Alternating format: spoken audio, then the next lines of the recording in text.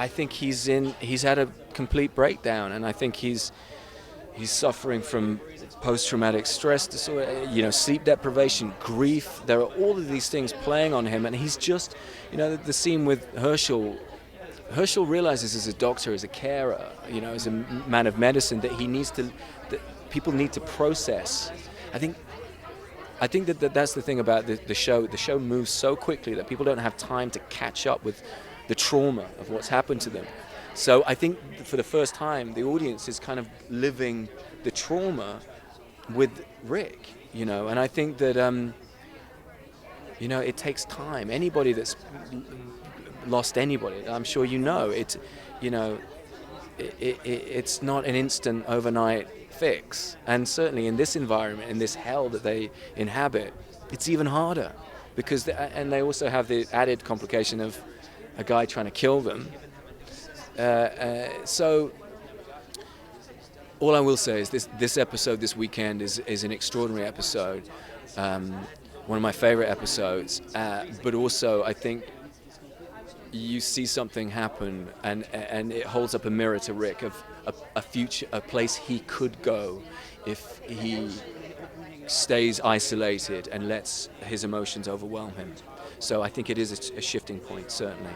It's a tough damn show. There's the one thing that is the only downside about it, is that you lose such great friends and great actors.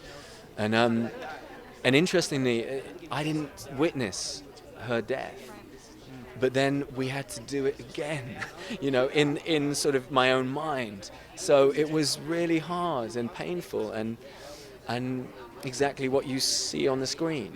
It's because no one really wants to leave the show. It's one of you fought for Axel to stick around too, right? Is that true? I didn't, I think he's a great actor, and I didn't fight.